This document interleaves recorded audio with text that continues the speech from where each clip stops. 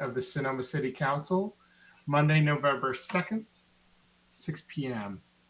Go ahead and call this meeting to order and do the Pledge of Allegiance. If we could have the stars and stripes. And it's kind of scrunched in there today. Ready? I pledge allegiance to the flag of the United States of America and to the republic for which it stands, one nation, under God, indivisible, liberty and justice for all. Sounds like first grade class. Messed that one up, I think. All right, great. So we will move on to explain the public comment process for these meetings. So we are having a virtual meeting as permitted under the emergency ordinance signed by Governor Newsom, which allows for virtual meetings. So this is the way that public comment works. There's two ways to make public comment. One, you can raise your hand virtually and we'll acknowledge you. If you're calling in on your phone, you can do *9 and just wait for us to call for public comment to do that. If you raise your hand, we'll bring you into the meeting. We'll have general public comment first, and then obviously public comment on every item that we bring up after that. You may also email us, public comment at sonomacity.gov or sonomacity.org. I apologize, public comment at sonomacity.org. You can email us, and we will take those emails anytime between now and the end of public comment for whatever agenda item. So if you email now for an item that's down the agenda, that's totally fine, and we'll have Latanya read it for you. In either case, we're only going to allow 3 minutes for public comment, either 3 minutes that it takes us to read it or 3 minutes for you to speak your mind. So I'll kind of butt in, 1 minute left, 30 seconds left. Usually we have a timer if we're in the office, but at this time we're not in the chambers. So just don't be offended if I butt in that way. It's not to be rude. It's just we got to keep things moving and give other members of the public a chance to speak. Moving on, and that's how it'll work. If we do get Zoom bombed, occasionally this has been happening where people have been hacking into the system or trying to take over the meeting. If that happens, we either try to kick that person out, we may pause the meeting, no actions will be taken off the screen. And if we're unable to restart the meeting without this kind of interruption, then we will completely stop the meeting and re-adjourn at a different date. With that, we'll move on to the roll call. And I should note that Councilmember Cook will not be joining us this evening. Councilmember Agramonte. Here. Vice Mayor Henley. Here. Councilmember Harrington. Present. Mayor Harvey. Present. Thank you. Great. We'll move on to approval of the agenda. So moved. Second. All right. Roll call vote, please. Councilmember Agramonte. Aye. Vice Mayor Henley. Aye. Councilmember Harrington. Aye. Mayor Harvey. Yes. Thank you. The motion carries 4-0-1. All right. Moving on to public comment. At this time, members of the public may comment on an item not appearing on the agenda. It is recommended that you keep your comments under 3 minutes, as we discussed. Unless otherwise permitted under the Ralph M. Brown Act, merits of the matters presented under this item cannot be discussed or acted upon by the City Council at this time. For items appearing on the agenda, the public will be invited to make comments at the time that item comes up for council consideration. Upon being acknowledged by myself, please begin by stating and spelling your name. And again, you'll have 3 minutes to make a comment. So we'll go ahead and open it up for public comment. And anybody wishing to make a public comment may raise their hands now. And if you're calling in, dial *9 and that will raise your hand for you.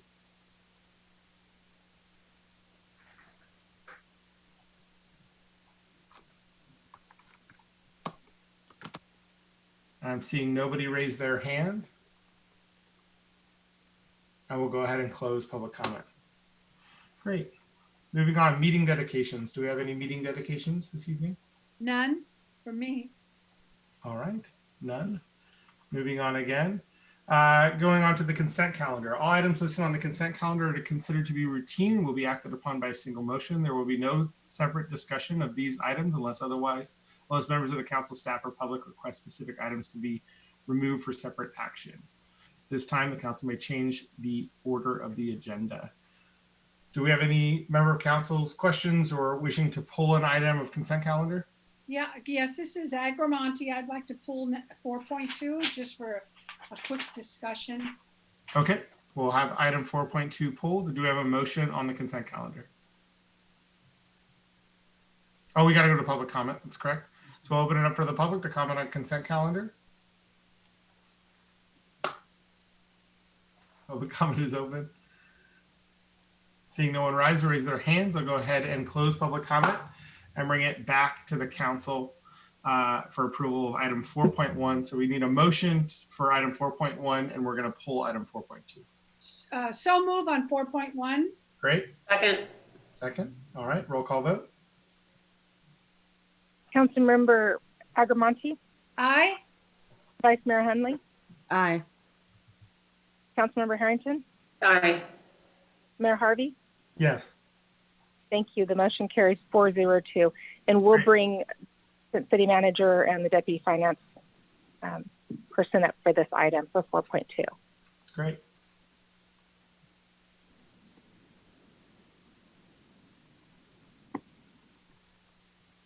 Kathy, you're muted. Thank you. So we'll bring forward Sue Casey, our Assistant City Manager, and Colleen Ferguson, our Public Works Director, who worked on this item. So I'm just going to give background, and then we'll hear Sue and Colleen can answer any further questions council has them. So council, as you were aware, back in May, we brought forward a resolution to defer water rate increases for 6 months. The council approved that, and we are now at that 6-month juncture. So January 1 rates would increase and affected the 7.5% that had been previously agreed to by the council. In terms of, we did want to, just as a report, bring this forward. Staff does need to put out notices with the water rates starting this next week about the rate increase. And if council, and so based on your prior recommendation, this was a 6-month deferral, and we are moving forward to continue the rate increase starting January 1. If council has alternative direction and would want to defer it for another 6 months, you can give us that direction. We will bring a resolution back to the next meeting to do so. Staff is recommending that we do move forward. There are, the overall water rates go to a variety of capital projects that the council has approved. And when we delay the rates, we delayed some of these projects moving forward. If you have more specific questions, I will let Sue and Colleen answer those. And so I will turn to Councilmember Agramonte, who pulled this item. Okay, so in the I guess the delay,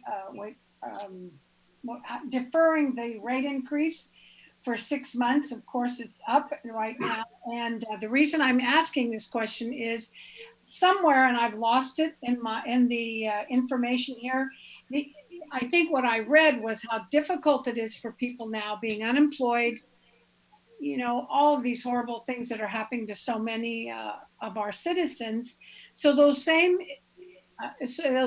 issues exist. So I just wanted to know, what does this mean? I don't know what projects might be delayed because of this. So I really have no reference on that. I have to trust our city manager that that's what will happen.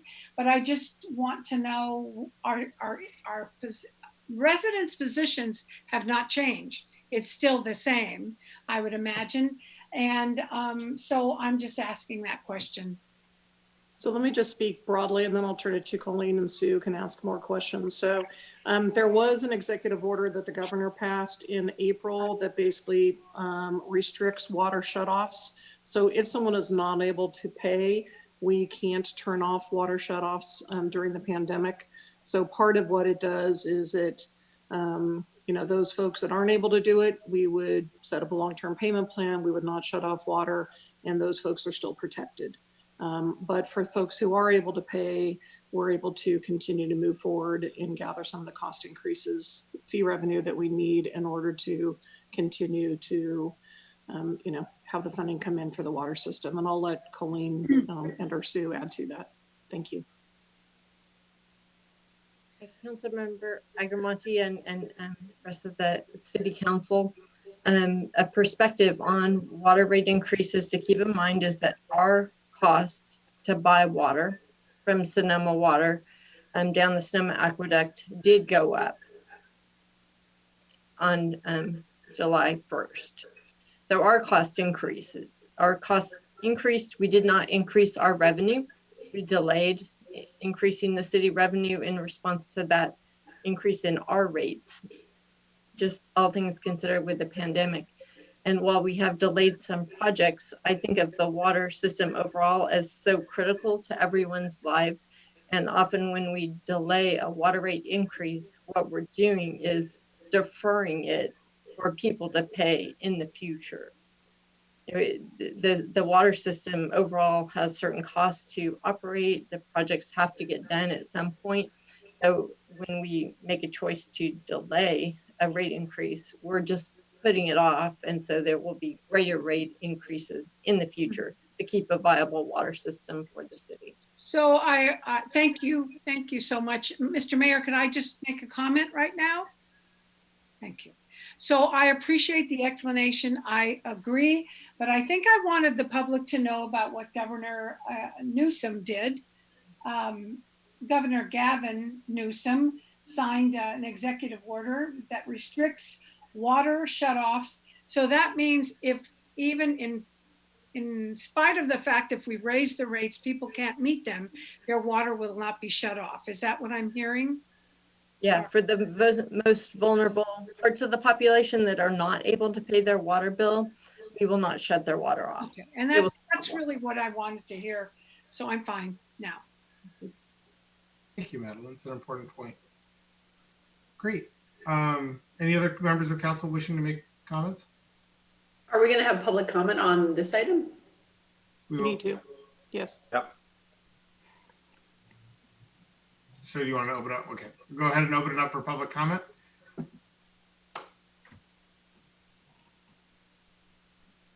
Seeing no one rise, I'll go ahead and bring it back to council. Members of council that would like to make a comment? Go ahead, Amy. Oh, I would just echo what you said. Thank you, Madeline, for bringing this forward. I think it's important for people to know that if you're having a problem paying for utility, that they're still going to have basic city services, even if they're in economic hardship. And I think it is an important opportunity to highlight that, even though it's in the context of a rate increase. So appreciate it being pulled. Vice Mayor Hunley, did you want to make a comment? Yeah, I have a question and a comment. Our next regularly scheduled increase would be this coming July. Would that be normal? I mean, I support the increase today because I don't think that we should push things back too much, but I do think that before that increase comes up, we can have a similar exercise of whether we want to push it to January again, just depending on what the economy is doing and how people are doing. But for today, I think that it's good that we keep moving forward so we don't fall too far behind. Yeah, and I just wanted to say by that time, we're going to have a much more, we'll be doing a financial update for the water system by them. And it's a little hard to do it right now because we're only 3 months into the year and we're in the, high usage part of the year. And so we are paying, we are buying more water, more water is being used. And also we have more people at home. So more people are using more water. And so it's a little hard to make a comparison even to the prior year or almost to the water rate study because they didn't anticipate a pandemic or people staying at home. So we'll be doing a much more, deeper dive into the financials and we'll have a lot more information at that time. So. Thank you. Great. All right. Do we have a motion on this item? Move to approve 4.2. Second. All right. Roll call vote, please. Councilmember Agramonte, Aye. Vice Mayor Henley, Aye. Councilmember Harrington, We couldn't hear you. Aye. Mayor Harvey. Yes. Thank you. The motion carries 401. All right. Moving on to our regular calendar. Item 6.1, discussion, consideration, and possible action to approve a climate emergency resolution, approve a resolution creating a joint action subcommittee, and make appointments. City manager. And do we have, is Travis Wagner in here? Travis Wagner will bring Travis Wagner, our sustainability coordinator, up, and I'll just open just as a reminder. Council, you did hear this a bit ago. I don't want to take all of Travis's conversation here. But we also have, you had an ad hoc steering committee comprised of Vice Mayor Hunley and Councilmember Agramonte that worked with staff. And so they may want to make comments after Travis does his staff report. So with that, I'll turn it to Travis. Mayor Harvey and City Councilors, good evening.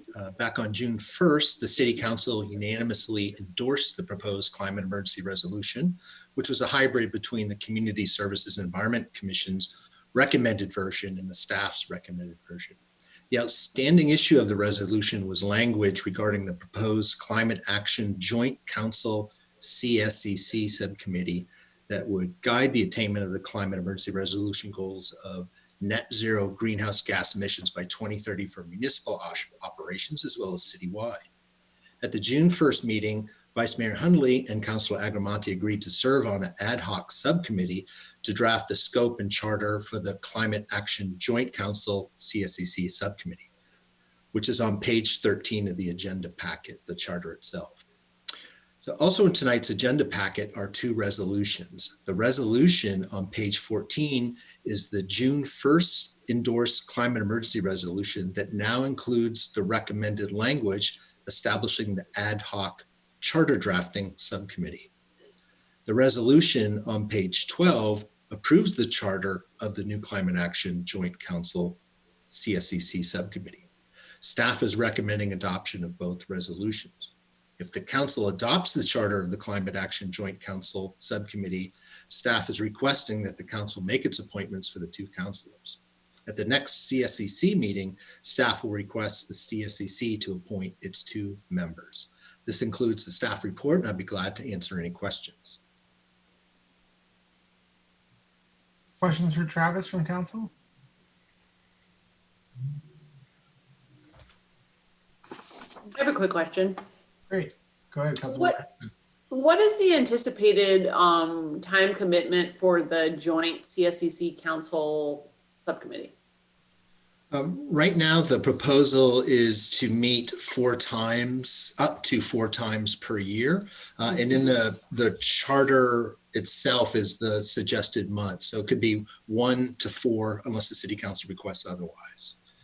But there will be a fair amount of certainly upfront work to help draft the climate action plan to meet those goals. So it certainly would be more upfront work. And but there is, sorry, I was going to say there has been materials presented and drafted to help formulate that climate action plan. And how would the climate action plan be different than the climate action plan that was adopted by the city council in, I think it was 2016?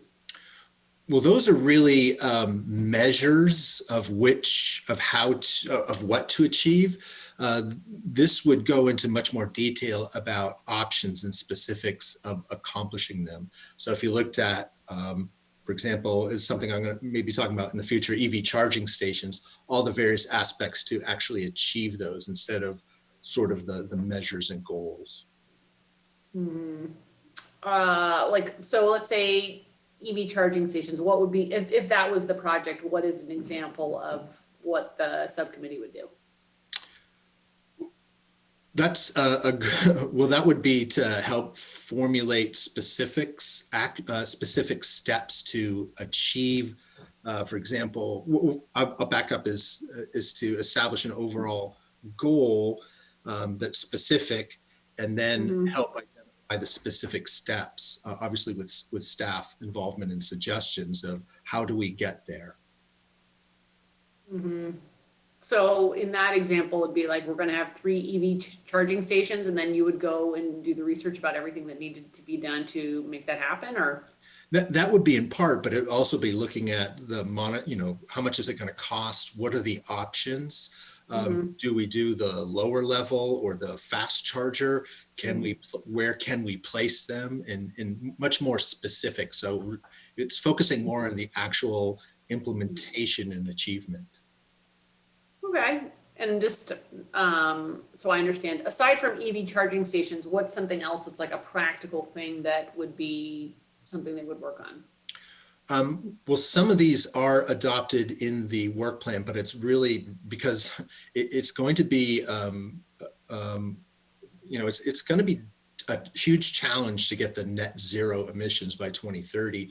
So it's looking at not just electrifying houses, but transportation and looking at clean energy, waste reduction, and looking at all these action items that have been developed in part for the city, but also for the Regional Climate Protection Authority. Mm-hmm. And Okay. I would say part of it is to help. There's always barriers, so it's always helping to identify and overcome barriers that the city council may need to address. If there's some ordinance that says you can't do this, does it make sense to address that?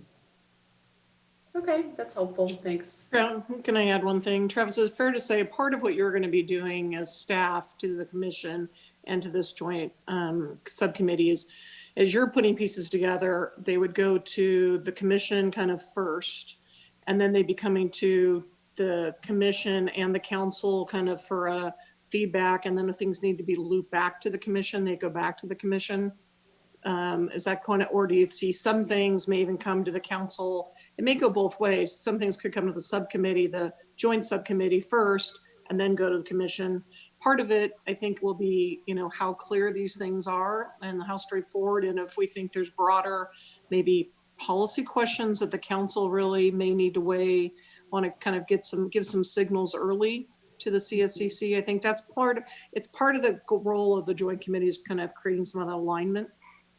And help. I guess I'm just wondering, because I was on the CSCC when the Riverwatch lawsuit was filed, and then the council wasn't going to go forward with the 2020 measures, and then we looked at them at the CSCC and then said we could do them anyway, even if it doesn't, tick any boxes at the county level. But my recollection is that the recommendations were a menu of specific items you could do, like switching over to Sonoma Evergreen, and it was specific actionable items that, you just picked the ones you wanted, and then you could figure out if you did those things, what the effects would be. So I'm just want to make sure that since we have a whole authority dedicated to doing this work, that we're not also doing double work. Well, that's a great example, but the challenge is how to do that. And that's what staff will be working on, trying to find options that make the most sense to achieve that, and then working with the Joint Commission to prioritize and see what makes sense within the city. I think it's also fair to say that, again, those climate action measures that were put in place at that time, Councilmember Harrington, part of this is kind of to do kind of an update and create an updated plan going forward that the council would approve. Some of those items maybe have been done. Some of those items maybe not create enough, maybe not kind of what their actual impact may be, fairly minimal, versus some other ideas that are now on your environmental plan that could be woven in. So I think that's part of it. It's part of it. This is also kind of doing a refresh so that there is an overall climate action plan. And if there's definitely some good models out there that I know Travis has looked at from other agencies as well. Great. I don't have any other questions. Thank you. Other questions from other members of council? No, I'm good. Okay, all right. Go ahead and open it up for public comment. Seeing no one rise, we'll go ahead and bring it back to the council for comments. Who'd like to make a comment? I have a comment. All right, Vice Mayor Henley, go ahead.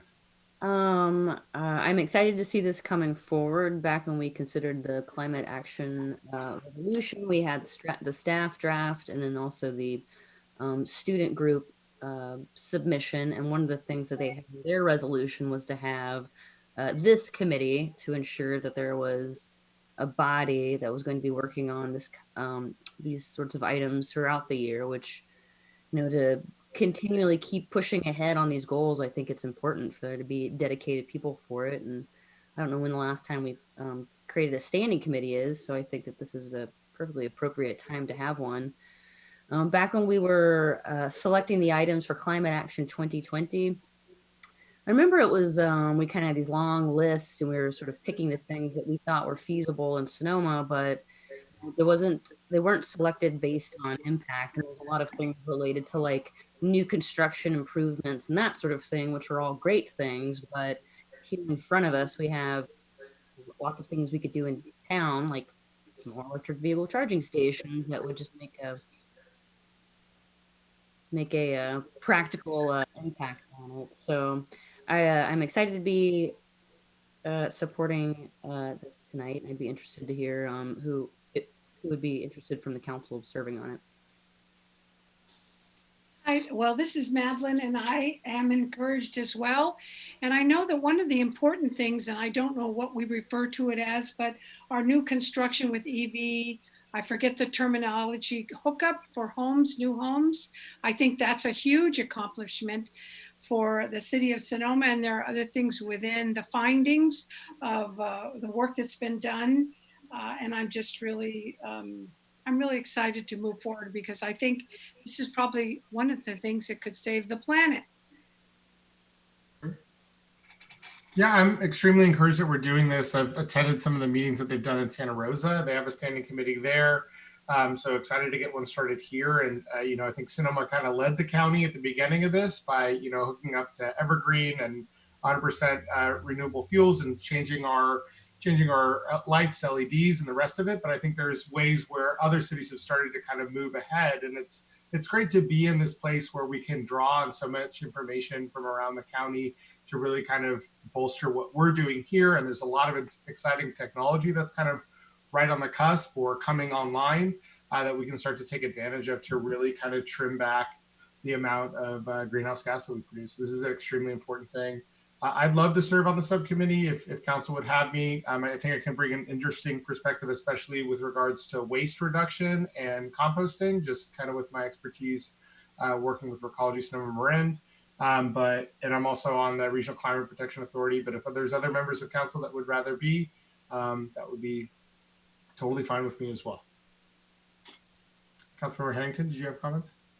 Oh, I mean, I think it's important work. I just, creating a standing committee, I think, is a serious endeavor. So I want to make sure that there are tangible results that are going to be produced from that staff time that are different than what's available through the county. But I think it is meaningful, and obviously we've talked about it a lot of times, but the fact that we don't even have an EV charging station really anymore is a huge problem, and doesn't make too much sense. I mean, I understand it economically, but it also just like, it's one of those things that just has to get done. So I think it's good. Thank you, Rachel and Madeline, for working on it. And also Travis.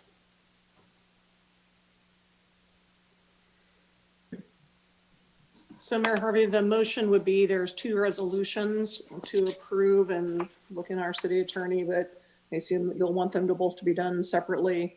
The first is to create and approve the charter for the new climate action subcommittee. And then the second, and then make appointments to that. And then the last is to approve the climate emergency resolution. Great. Okay. So we have a first motion, and I'm totally fine with the current subcommittee as it stands this day if they'd like to continue, but if there's a member that would be comfortable with that switch, then that's fine too. No, I can drop. Okay. I mean, I think you're very close to this issue. And I think that's, those connections, of course, with your employment really makes it important, I think, to tie in. And I think that it's really great. So I'm willing to step down for a price. Which you'll extract at a later date, I'm sure. Yes. But I'd like to move to approve resolution of this. Is that okay? Move to approve resolution of the City of Sonoma to create and approve a charter for new climate action joint council CSEC subcommittee. Second. All right. Roll call vote. Councilmember Agarmonte, Aye. Vice Mayor Hunley, Aye. Councilmember Harrington, Aye. Mayor Harvey. Yes. Thank you. Motion carries 401. So motion to approve, resolution endorsing the declaration of a climate emergency, immediate actions to restore a safe climate. Is that the right one? You did good. You got it. Second. All right, roll call vote. I'm forgetting that I have to say that. Just do it. We know what's coming next. Positive reinforcement. Thank you. Aye. Vice Mayor Henley, Aye. Councilmember Harrington, Aye. Mayor Harvey. Yes. Thank you. The motion carries 401. Great. All right. On item 6.2, consideration. Wait, sorry, Mayor Harvey, I just want clarity. Is the council appointing to the ad hoc? It would be good if you took formal action for the standing committee. Sure. So I heard Councilmember Agamonte step off. I heard you have interest, and the council needs to formally appoint. So motion to appoint myself and Vice Mayor Hunley to the council, what was it called? The climate, the standing climate committee, or the standing climate emergency committee. I shouldn't be on something that I can't even say the name of, I guess, but here we are. Second. All right. Roll call vote, please. Councilmember Agramonte, Aye. Vice Mayor Henley, Aye. Councilmember Harrington, Aye. Mayor Harvey. Yes. Thank you. The motion carries 401. All right. On to item 6.2, consideration, discussion, and possible action to review and update the city's safe parking program with Sonoma overnight support by the following actions. City Manager Kathy Capriola. Great, thank you, Mayor Harvey. If I could ask our city clerk to brief Kathy King. And so just a little bit of background, council. As you know, in November of last year, you approved what we informally call Safe Parking 2.0. This is 10 parking spaces in the police parking lot that operates from 10 p.m. to 9 a.m. There's a memorandum of understanding between the city and SOS, Sonoma Overnight Support, that provides those services. And folks stay in that, sleep there overnight. They're, again, before the pandemic, there were day services and food that were offered. SOS has a security guard also, and that they paid for initially and we are paying for this year. And so then we did have, in February of last year, we had an arrest of a client that was not a safe parking client, but it was a client of SOS, which raised concerns. There was a variety of conversations that occurred in the community, and we took the safe parking subcommittee and we expanded that group to include council members Agramonte and Cook, some city staff, including the police chief, SOS staff, and representatives from the Field of Dreams, Sonoma Valley, girls softball, and Sonoma High School baseball program. So the group met twice, reviewed a variety of things, and there are 3 actions coming out of that subcommittee coming back to you. The first is a resolution that will update and amend the safe parking program MOU and update the rules. So there are a variety of changes. One is there's some changes to you kind of for folks that, clients that may have animals. There's a clear protocol for communication between SOS and police when a client's exited from the program. It's also changed hours. So on Saturday mornings, the program ends a little earlier so that the parking lot can be empty for what was going to be girls softball on Saturdays. And also a few other clarifying things, including vehicles not being operated. Vehicles need to be operable, which was already in, but not being able to be fixed and repaired in the lot. So those were agreements in the entire group. The other recommendation was to restrict overnight parking at the Depot Park parking lot. This has been an issue on occasion of folks maybe that are not registered within the safe parking program, but parking at Depot. I know as council, we had a conversation about this last time, and the council was not interested at that point in putting forward any no overnight restrictions in Depot. I will tell you, I think that again, the committee thought it was a good thing to put in place in case there's a problem. For the ad hoc person that park there, maybe they've been to an event, had too much to drink, want to just walk home, that it wouldn't necessarily, we're not going to be the police department would not be ticketing, but for someone who's maybe starting to use the lot as an overnight camping, not enrolled within the program, then there would be an ability to have conversations there. And then the last one that was the last item is an ordinance change that's in front of you, and this will be a first reading. And as you know, we are in the unique position in Sonoma where we can drink alcohol in our parks. The Field of Dreams, because it is primarily a youth serving facility and an overall adult serving, the Field of Dreams folks wanted, they were the ones who asked to change the regulations to have it not be lawful to drink in the park, because on occasion there are folks that are drinking in the park and causing problems when there's other youth activities. If there's a special event, whether it's a baseball event with adults or whether there is a music event like used to occur out there on occasion, then there would be the ability for either the city or Field of Dreams to create a special permit and create those options. And we would do that by administrative regulations. So those are the pieces that are in front of you for action tonight. Again, just as a reminder, in this year's budget, the council put about $35,000 into additional funding support for the homeless services program. Some of that is going to fund the security firm and to reimburse to cover costs for any towing of vehicles that has to occur.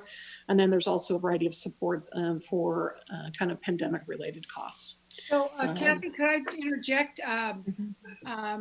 Kathy King would like Elena Aliotto included.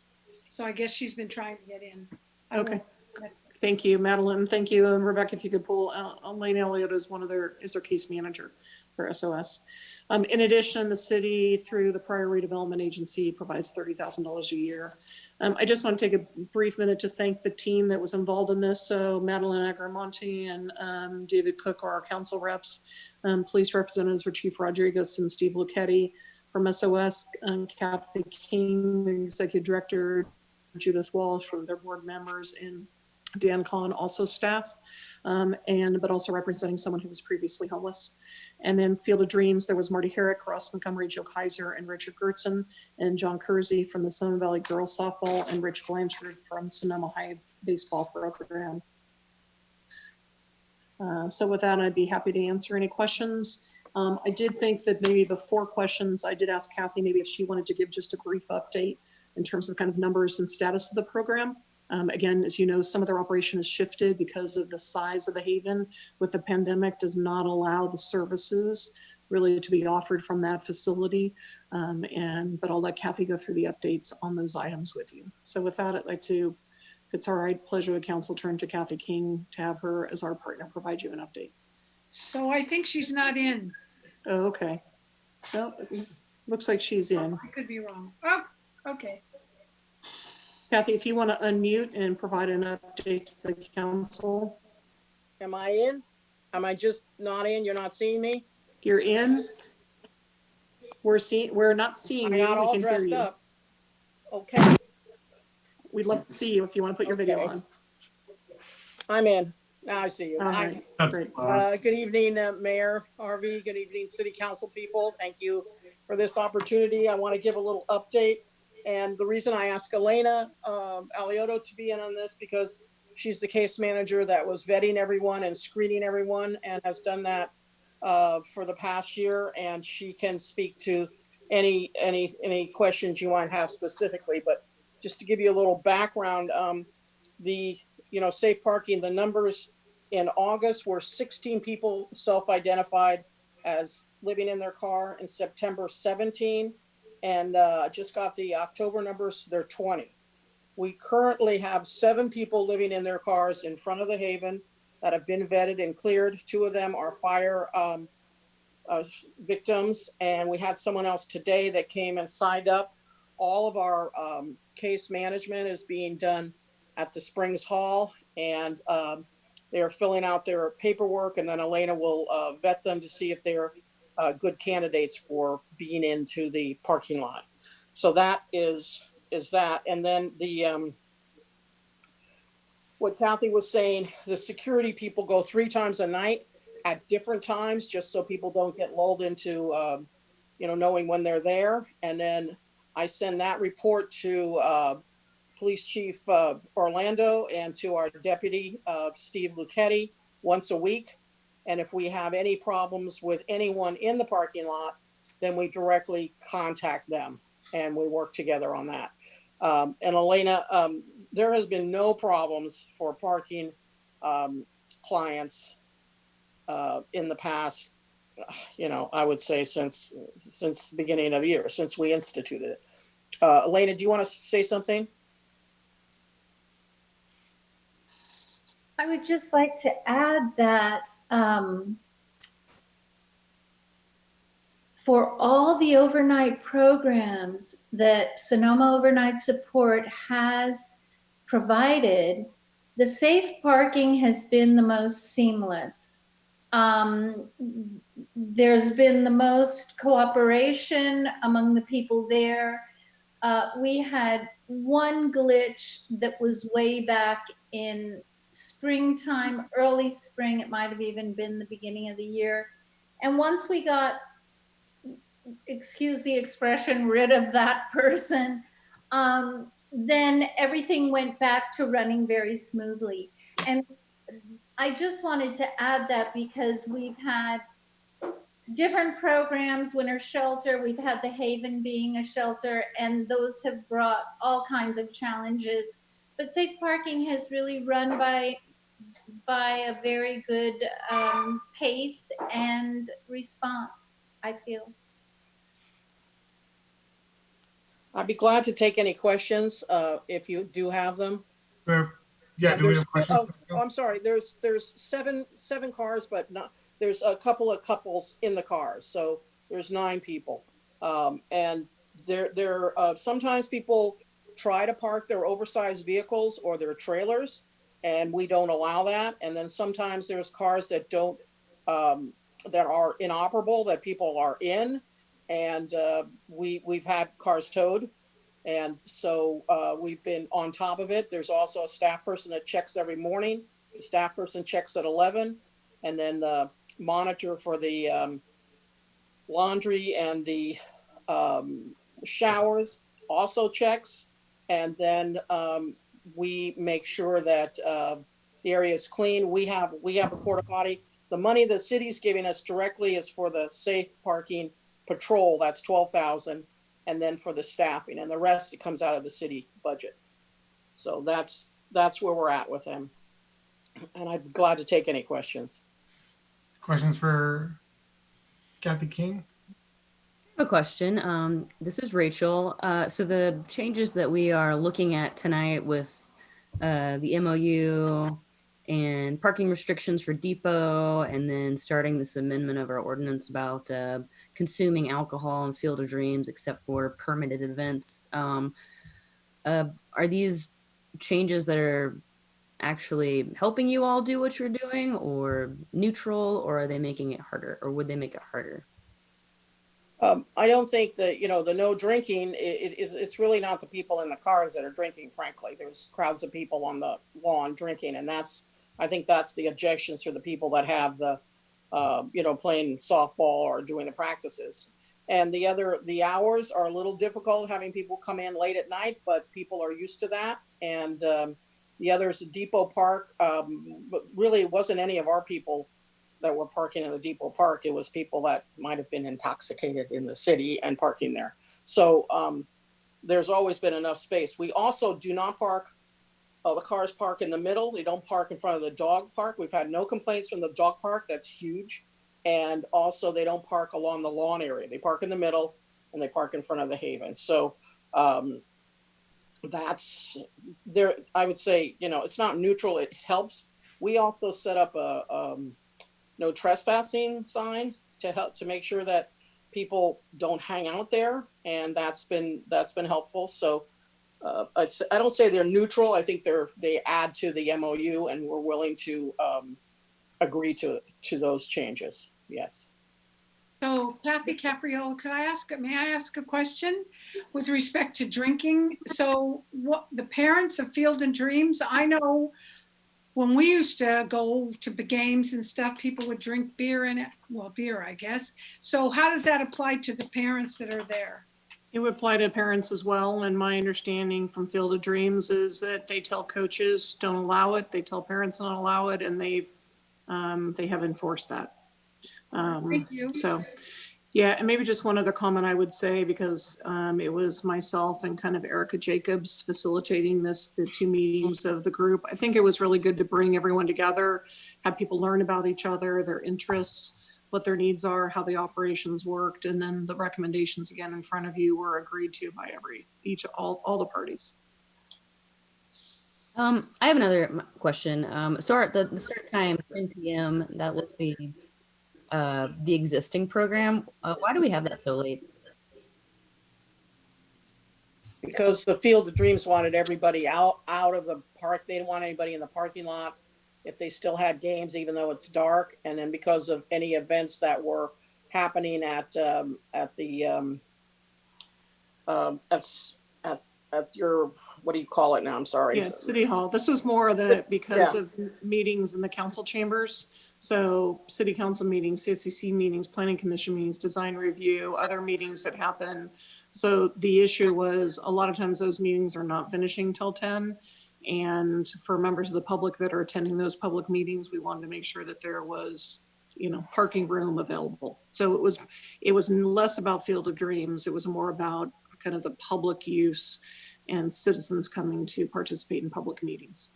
Well, I would certainly support an earlier start time. I think a practical one would be more helpful. Yeah, and our meetings start at 6, and normally we start a little. We're I think later we're maybe having a discussion about moving it a bit earlier. So to me, it's kind of like, if you're going to show up for a meeting at 6, you're probably going to get there at 6. And so if people are arriving for this program at 9, then I guess you were showing up for a later agenda item, but then there's street parking and the rest of it. And how many parking spaces have we permitted, max? 10. 10? Yeah, it's negligible. So council, really this really is kind of how you want to use that space for public access and meetings. I think going to 9 o'clock probably is okay. I wouldn't go any earlier because you do have people that will come they're watching meetings and they're coming down. Again, once we're back to normal, which hopefully we will be in 21. Well, I also think about people sleeping in their cars, getting I dinner. appreciate. Yeah.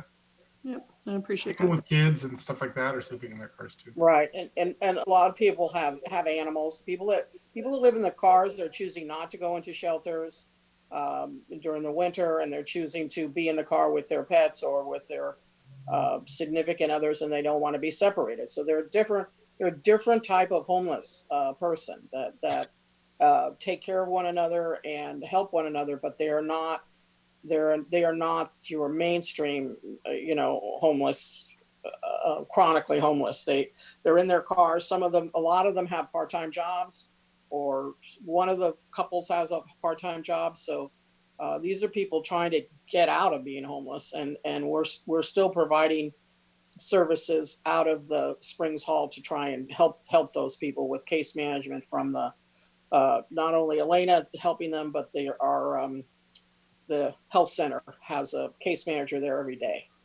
So we're working with them. It's hard. Don't get me wrong. It's not easy to help people find a place, but we're trying.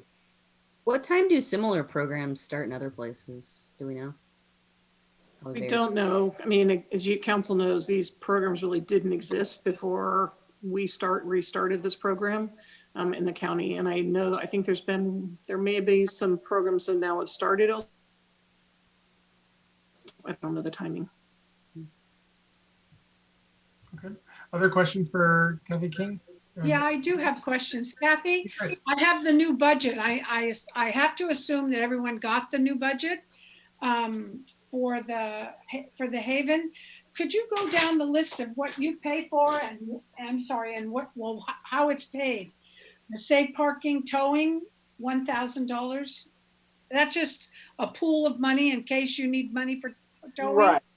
Yeah. No. Well, that's what the city put in for towing. And then go ahead. The 12,000 is for the safety patrol company that we pay $1,000 a month, and the 16,000 is for the staff person who monitors. So safe parking is the Haven. You pay for that? No, the city's we pay for it. The city will reimburse us 12,000, Okay. 1,000 a month. All right, thank you. The next. I have the list in front of me if you want, Madeline. I'd be happy to walk through it. So there are the next, because I'm not sure Kathy has it in front of her. The next one is the clothes washing program. So this is 16,800, where SOS pays a staff member to help coordinate and be there. So someone folks can come in, wash their clothes one at a time, and then leave. And so that's a staff person who oversees that program. We've tried a whole variety of ways, as Kathy knows, to do the clothes washing, and this has been a very successful way to make sure that folks can stay clean after looking at some different options. Then we're paying about $2,800 for hand washing stations, and also about 16,800. we're doing it as a reimbursement because it's a staff position to SOS. So Okay. Kathy turns in invoices and then we pay. And then the city is paying directly for about just shy of $3,000 for hand washing stations and about $3,000 for portable restroom facilities. So some of these are related. There's about 13,000 that's related to the safe parking program out of the 35,000, and the rest of it is related to really kind of pandemic related support costs. Okay, thank you so much. I just, for the benefit of the city council and the public, it would be nice for us to know. And this is the new budget. Unfortunately, I was referring to the old one, and I'm sorry. And Kathy, our city manager, straightened me out. Thank you so much. So I'm finished. Thanks, Madeline. All right, any other questions for Kathy King? No? All right, we'll go ahead. So we're willing to come back in 6 months and report back in, and that's the original agreement. So this is, we were going to come back 6 months after we started, but because of the pandemic, we didn't. So this is our 6-month report in, and then we can report in 6 months. I think that'll be April, and we'll be glad to do that, at that time. Fantastic. Great. So we'll go ahead and open this up for public comment and bring it back to council. So we'll open up for public comment. I'm seeing no one rise. And we'll go ahead and bring it back to council. All right. Comments from council. I have a couple comments on the moving forward with prohibiting consuming alcohol on that field. I support that. I'm glad it's applies to everyone generally. If this was something where a lot of permits were being issued, then I think I would start to have a problem with it. But if it, it makes sense that area is used for, well, in normal times for random things where it might be useful, but since it is a field that is used for youth activities, that might as well, and if it could help prevent some, issues there, then I support that. And the only thing that I think that I'd like to consider changing is just the start time, and if we could move it up to 9 p.m. I mean, personally, I try to go to bed at 10 p.m. And it's really important to get good sleep, and hard to get enough good sleep anyway when you're in less than ideal circumstances. So I'd prefer it be earlier, but I'd be willing to step it backwards and just kind of see what fits the best. Other comments from council? I think that would be much appreciated among our clientele. And if my memory serves me right, when we did that initial 3-month safe parking program, which at the time never really took off for various reasons, I'm almost sure it was a 9 o'clock start time. So I just want to second that opinion and say, I think it's a really good idea. Okay, I'll go if nobody else has comments. I would also support a 9 o'clock start time. I think it is important for people to be able to get there and get settled. And if an hour helps, I don't foresee major problems coming as a result of going an hour earlier at all. I think it's a good idea that we're blocking that. We're stopping alcohol drinking on the Field of Dreams. I think a lot of kind of just general citizenry and kind of tomfoolery going on out there has led to some blame in SOS's direction. I think that having a tool where those people can be removed is good.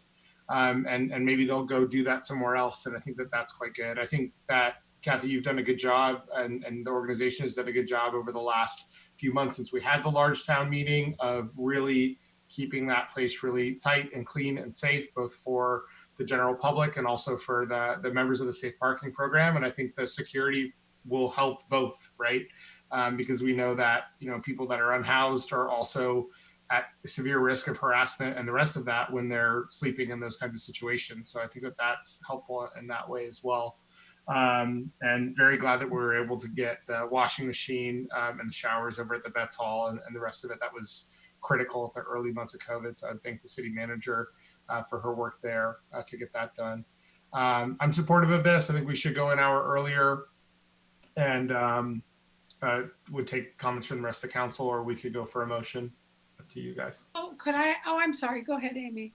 Oh, I was just going to say, I think that starting earlier in the context of not meeting in person and also the field being used a lot less is fine. It makes sense. It's kind of a different world now in terms of compatibility of uses. I think it's good that we check in every 6 months about how it's going. And I think as other uses resume, Kathy, I have to say I was devastated to hear you just slip in 2021 so casually, thinking how long this is going to go on. But yes, how long it goes on. So anyway, I think it's good that it came back for review, and also the not drinking out there is a good idea as well. So yeah, I agree. Good. I think, and could I ask in this resolution, what was the other thing? Oh, coming back in 6 months, is that necessary, or it's just an administrative thing? I support it. I think it's good to check in and kind of just see how everything's working. There's a lot of moving parts going on here, and so I support it. And it's kind of nice to just bring the issue back up of homelessness and remind people in general that there are people sleeping in their cars in our town. And I think that kind of stuff it's good. So if it's not too cumbersome, and I think it's useful, and it's good to see Kathy and acknowledge the good work that she's doing. And so, yeah, I'm supportive. Mayor Harvey, I would suggest, because the council and you have the ability, the way your agenda is written, to appoint an ad hoc committee who might be, if you're going to do this for 6 months and 6 months for the next year, for 2021, to appoint an ad hoc that would work with staff. So the way this was envisioned was that Kathy would be having conversations directly with Field of Dreams and those folks. They talk with city staff on occasion. And again, there's been no issues. Everything's been going really smoothly, and kudos to Kathy and her team for the hard work that's occurring there, and really also a tight partnership with Chief Rodriguez and Deputy Sheriff Luchetti. So the other piece I would say, though, is if we had an ad hoc, then what we would do is we would meet staff and with the police chief and Kathy, we would meet with that ad hoc before the meeting, just review if there's anything. And that also, I think, we did that just this last week to do a touch point. And I think that could be a good step too. And that's really what the MOU says would occur with these 6 months check-in. So council would need to appoint an ad hoc if you want to move that direction.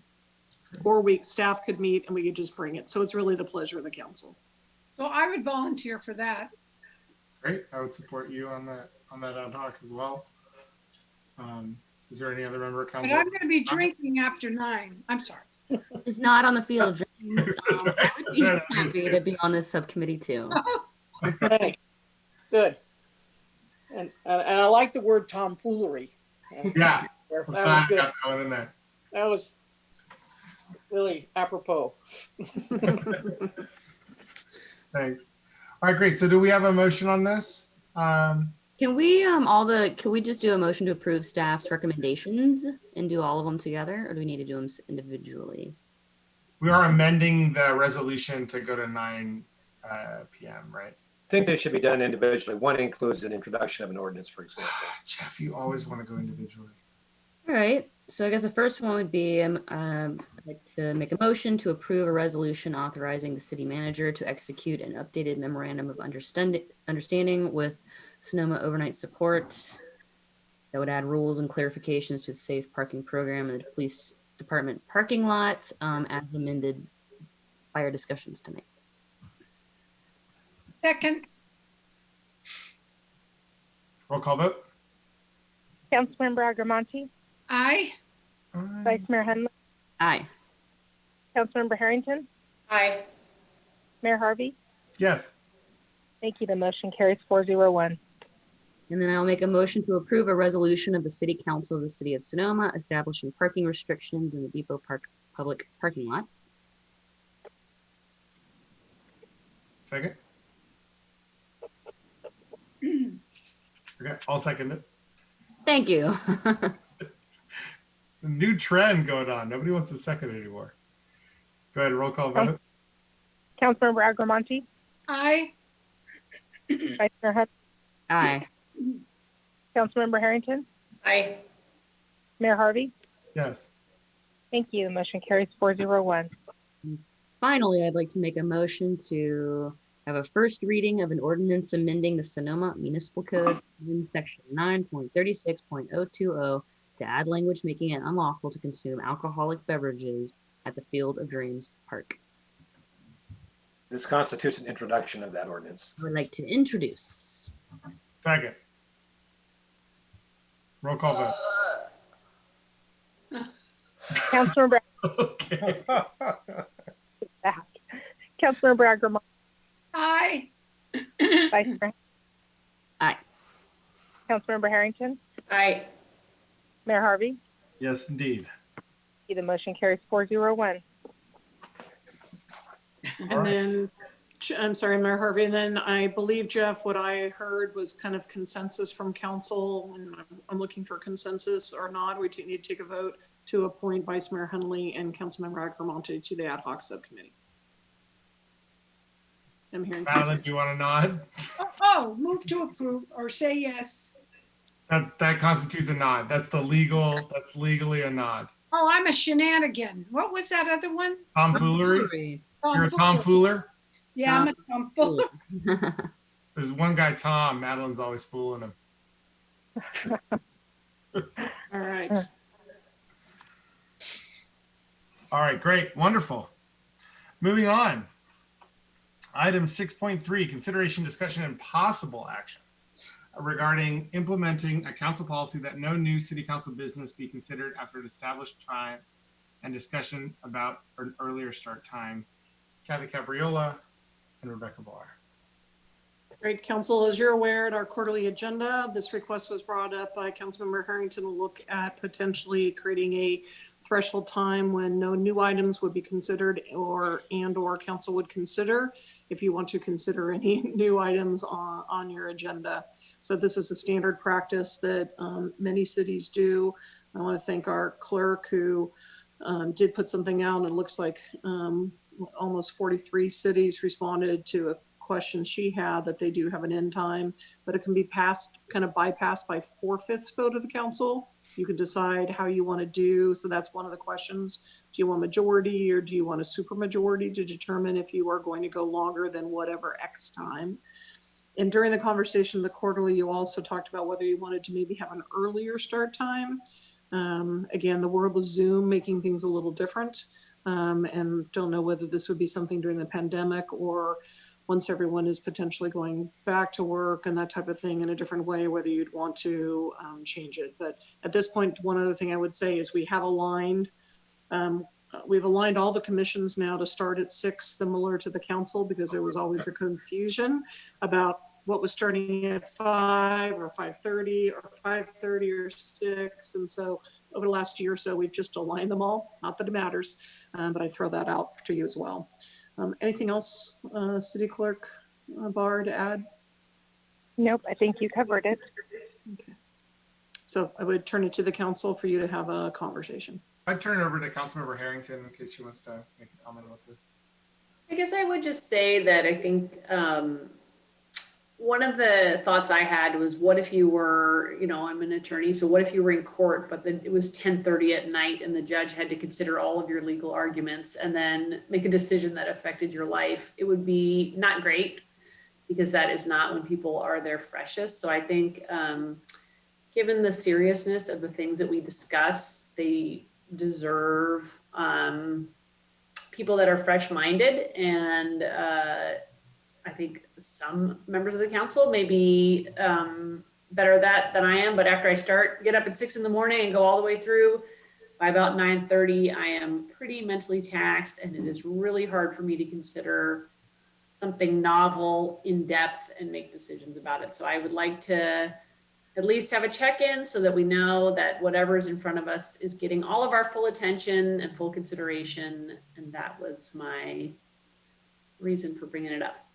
And also Kathy told me that was a standard rule in many other cities. So those are my two reasons. But I think they make a lot of sense. And in terms of an earlier start time, I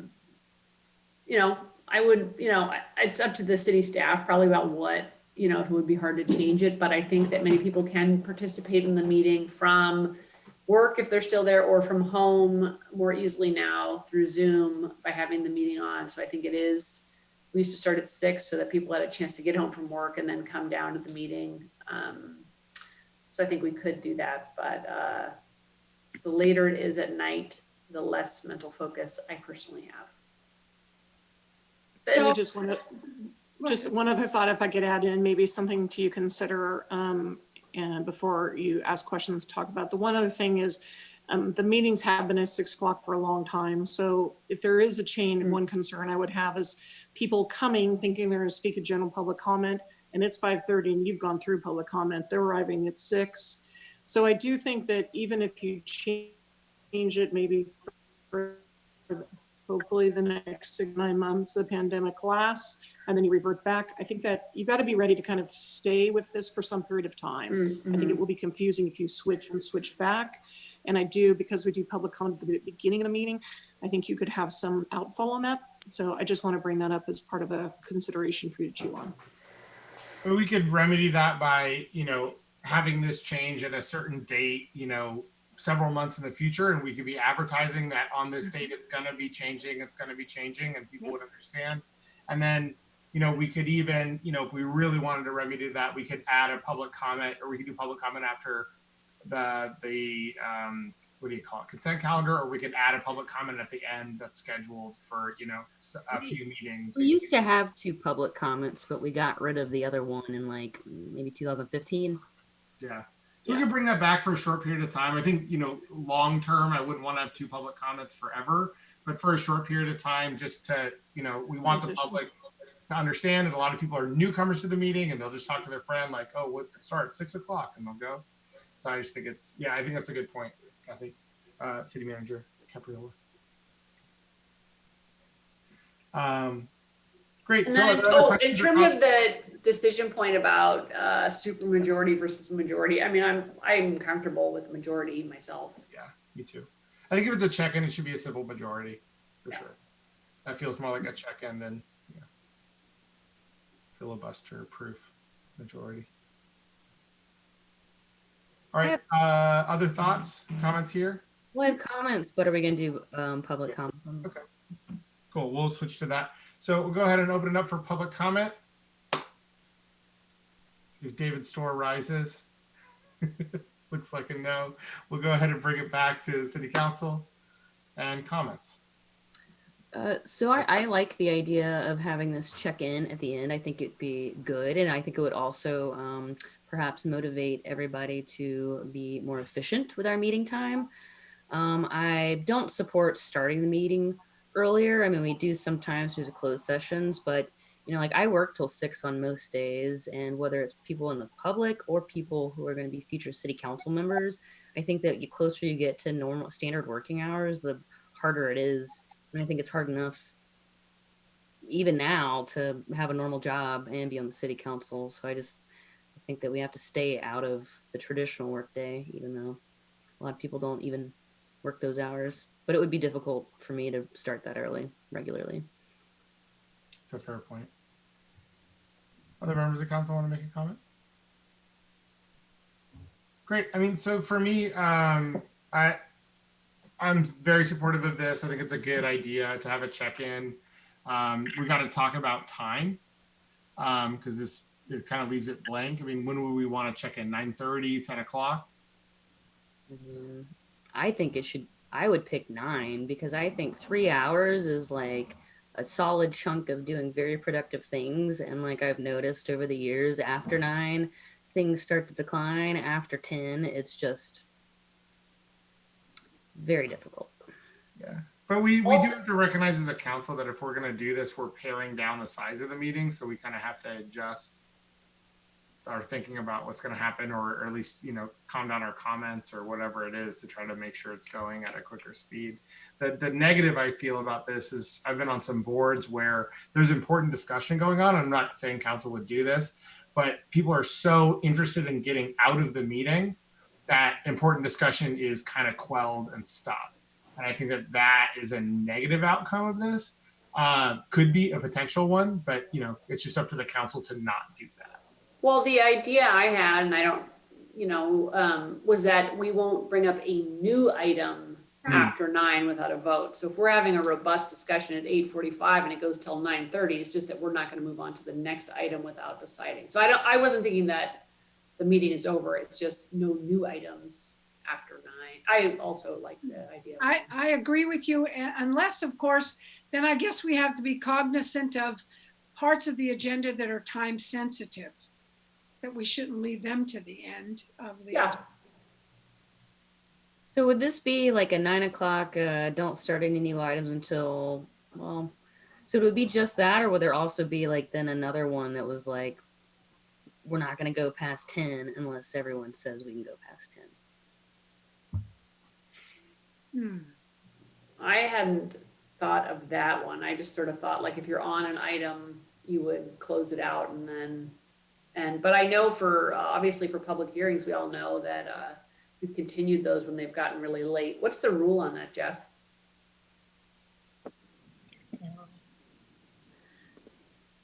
There really isn't a rule specifically in terms of continuing a public hearing. A general statement. There are some land use rules that might affect it. For example, SB 330 imposes a 5-meeting cap on land use matters. In a continued meeting, you add to that 5. You don't add to that 5. It's part of the total 5 that you can have. So if you're the last, or if the 5th meeting on a controversial land use matter, you could not continue it to a 6th meeting. Oh. So there are counts into that 5. Yeah. Yes. A continued meeting is its own separate meeting for the purposes of counting meetings. Because otherwise you could just filibuster it and just like keep moving the item and just talk forever and ever and ever. That'd be awesome. Why is everything filibustered now? So there are some instances where continuance becomes problematic. But generally speaking, it's not a problem. Everybody loves reading Dr. Seuss books. It seems to me though that if you have a rule that you're going to check in at 9:30 or 9 o'clock before you go into another item, when you make that motion, assuming you do, to allow you to move into another item after 9 o'clock, you could limit it just to the items that you would want to address, thereby restricting the ultimate time by which you would conclude the meeting. So if there are 5 items that are still on the agenda at 9 o'clock, you can move to agree to just address one of them, for example. And that would assist keeping the total amount of the meeting to an acceptable limitation. That makes sense, because you wouldn't want to, like, at the end of each new item that you brought up, re-vote to continue, right? So you would want to say we're gonna continue to push through for items 6.4 and 6.5, but we're not going to do 6 and 6.6 and 7. Correct. Right. Could we adjust could we choose, would we be allowed, like, let's say there's a 6.4, 6.5, 6.6, and 6.7. Could we go, we're going to do 6.5 and 6.7 and drop 2 items that were kind of not in chronological order? Yes, as long as they were not time sensitive. Okay, great. Yeah, I'm and I supportive. I think this is a good idea. I do think what you'd want to do is, again, you may have members of the public that are there for items, and you have Time sensitive. clock and you're starting a new item, you'd want to be looking at the agenda, kind of getting a sense, do you think you can move them all through basically in the next hour? Or if there's certain things that you're going to defer, and you'd be making that question then. So the folks who are in attendance could be leaving. Yeah, I don't know if you up to the city manager and the mayor to kind of, or all members of council, but just kind of generally who runs the meeting. But to say that at the beginning too, it's a very packed agenda. There may be some items that get left off because remember we do have the cutoff at 9:30 where we're going to just, just like prefacing that at the beginning is always good. And then yeah, there should be a check-in around like 8. Like, are we going to get through the rest of this? Or like just that you should mention it probably. That makes sense. So what's on the table today? I mean, these are just ideas because I'm fine with like if it was going to be no new items after 9 unless we talk about it, then I think that'd be a great start. I think that would make a big difference. And then if at some other point we're like decided we don't want to go past 10 unless we have a majority supporting going past 10, but we might not even need that. So I think if you 9:30 is that the suggestion? I like 9. I like 9. New I think items, if you're no going- new items. No new items. I think if you do 9 o'clock, then that lets you really, what you're doing is you're managing your agenda, right? And you're doing a pulse check at 9. I wouldn't wait till 9:30. So I think 9 o'clock. And really, if you're looking at your staff report, if you just took the second sentence of the italics where it says no new items will begin after 9, this would be the blank. The majority of members present vote to allow the items to be heard. We could just put that on your agenda. So we would put it as the notes section on the agenda. At some point, Rebecca's working on, city clerk is working on a kind of council protocol manual to put a lot of these policies that have been done over time and resolutions in a manual. But for this point, I think we could just put it straight on the agenda. Great. Sounds good to me. So Let's do you want move it. to take a motion on that? What I Do just we have the read? public comment? Did we public comment this? We did, Okay. I thought. Wait. Yeah. We did, right? Yeah, I made it give it for Okay. a So moved. Second. roll call vote. Councilmember Agramonte, Aye. Vice Mayor Henley, Aye. Councilmember Harrington, Aye. Mayor Harvey. Yes. Thank you. The motion carries unanimously. Wonderbar. On to item 6.4. Discussion, consideration, and possible action regarding a call day and treasure artist selections for 2021. Kathy? And City Clerk Rebecca Barr will take this. Yes, good evening. Here we are again. Time of year, typically we're putting out nominations for both the treasure artist and the holiday honors. And this year we are still in COVID, and so it is a different year for us. Earlier this year, we were able to have exceptions before the pandemic that honored our current and Kimberly Blattner, the Alcaldesa, and Betty Reno is the treasure artist. As I said, right now is the time when we would be sending out solicitations for nominations. And due to COVID being that, things are different. So we're really coming to the council for direction on how they would like to proceed. If you would like us, we're beginning to prepare the marketing materials. If you'd like to go ahead and do that in the normal process. For all day, we'd be doing the nominations between right now and in December. The deadline would be, the nomination committee would meet in early January. There'd be in late January. Typically, we hold the reception in February. And the reception are always to a lot of feedback. Yeah. It's kind of hard to hear. Does somebody have their Yeah, can everybody mute their mic? But I think it's just the sound that's coming from your end. So usually you're pretty clear on these things. By myself with no outside noise. So, but that reception is in February typically, or March, and both for the treasure artist and the alcalde, that really depends on the honoree schedule. A lot of times we've had individuals in the past who have been out of the country during February.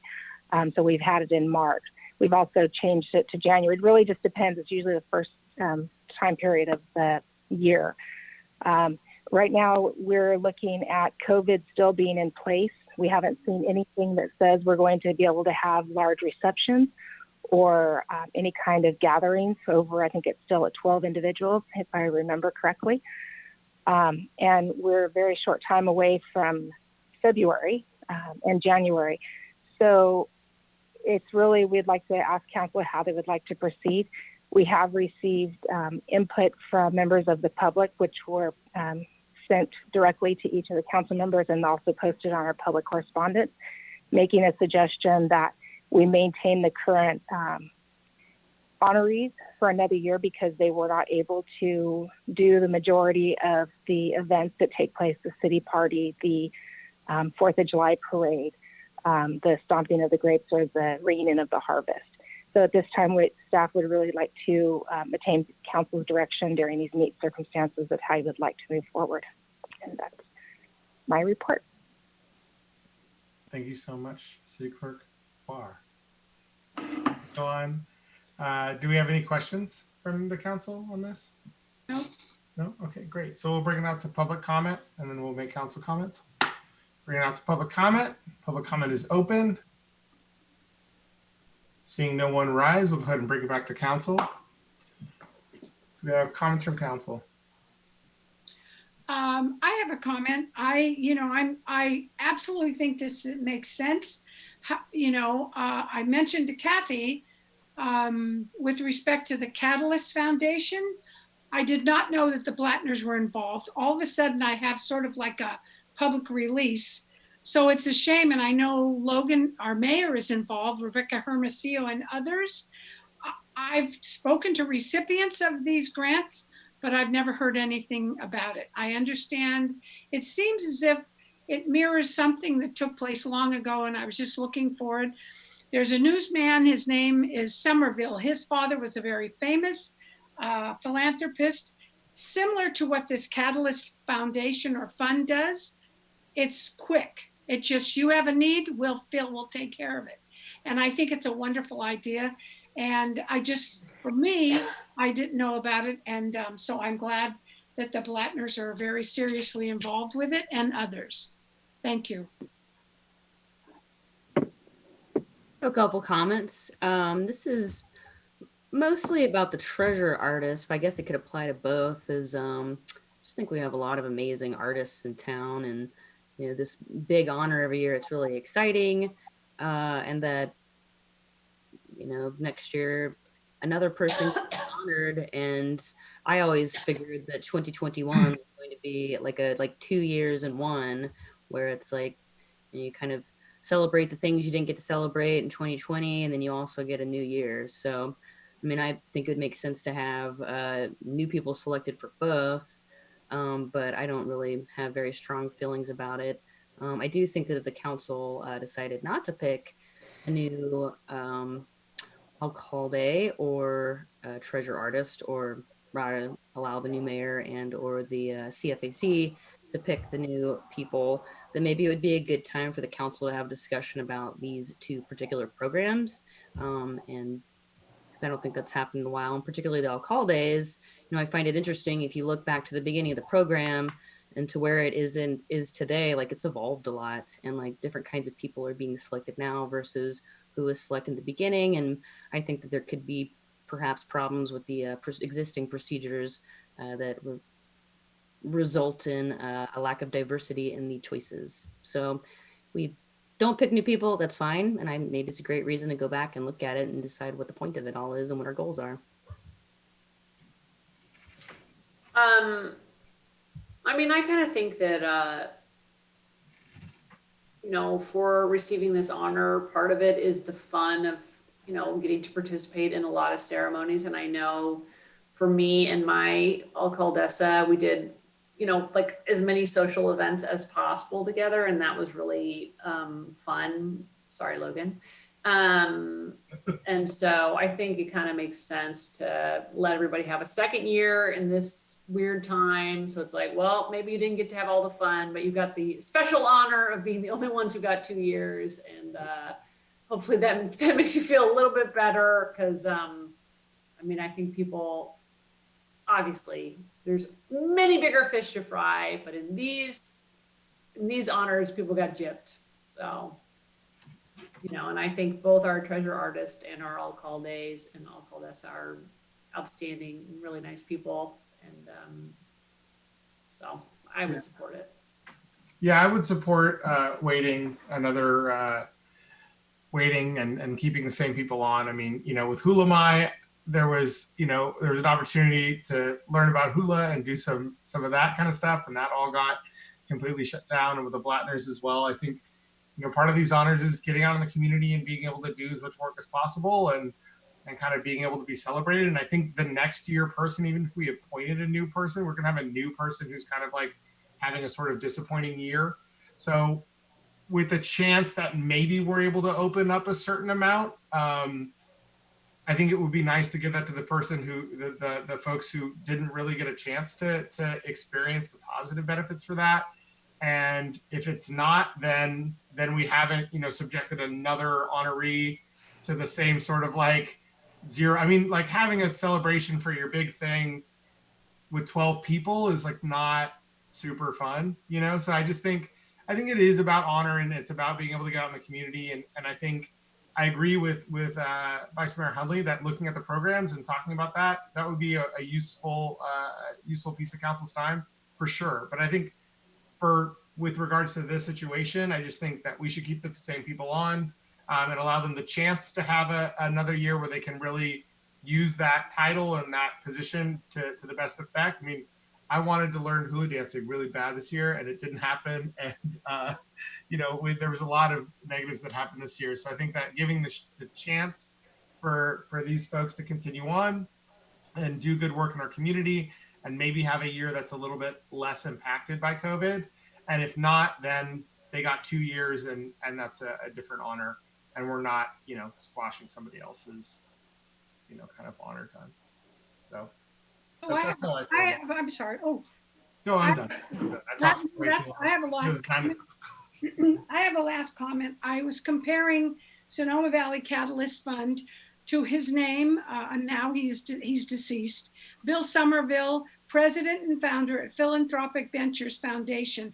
Similar to what this Sonoma Valley Catalyst Fund is doing, it seems to be a quicker process. You don't have to give your soul, do 5 reports a year, which is ad nauseum. But I think this seems to be similar, and he did wonderful work. And I assume that this Sonoma Valley Catalyst Fund will do as much. And I'm just happy that the Blattners are involved, and you as well, Mr. Mayor. It's definitely been a fun project and something that we're proud of, and it's just getting going now. And so, yeah, it's been a great work. It's been a lot of work, and thanks to everybody that's involved in that project. So, Kathy, you sent it to me, the information, if you wanted to share that with other council members. I don't know if you did. I did. Okay. Thank you. Yeah. Are we taking a vote? Do we need to vote, or do we have direction? We want to vote? Okay. Council discretion. Why don't we have a vote so it's clear what the council's decision is? Move to approve. Second. Does that work? No, it doesn't work. So if your motion, what you said, Mayor, street. that's how I can see that motion. Whatever you said, Mayor, that's the motion.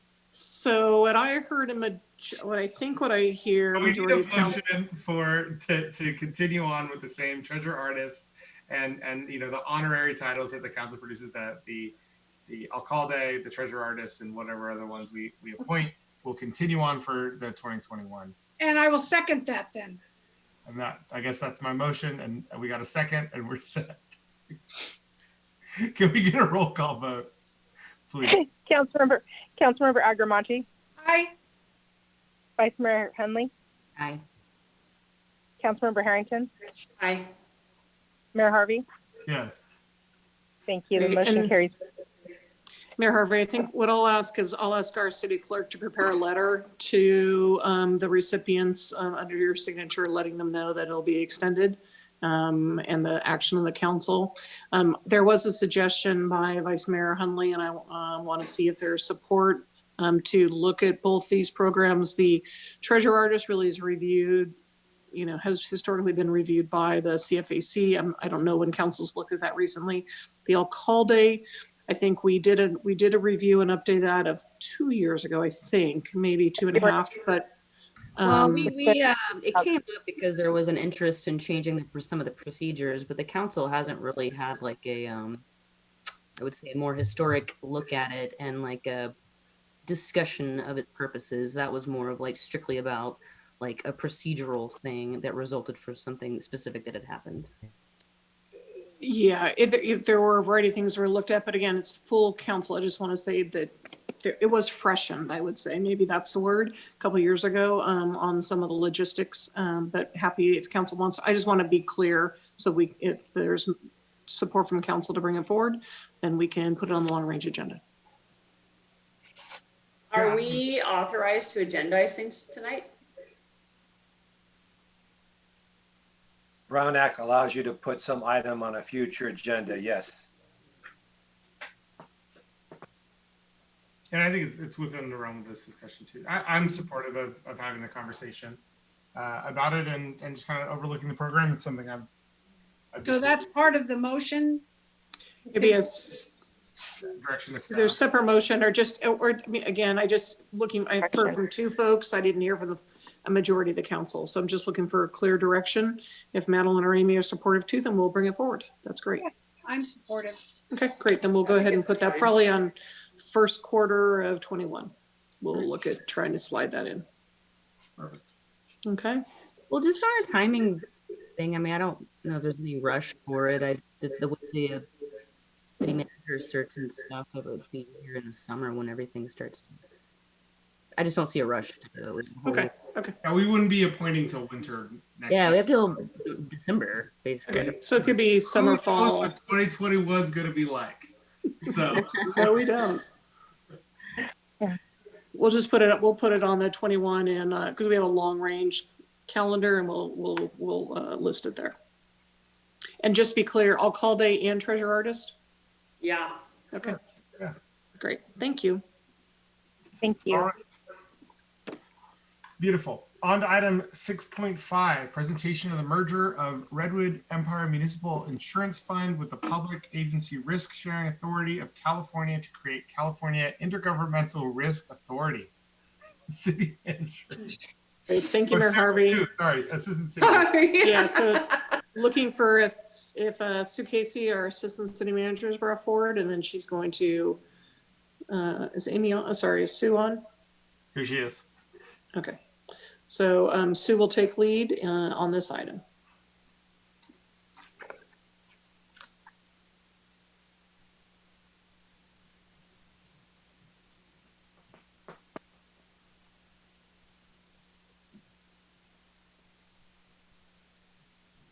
Happen. Okay.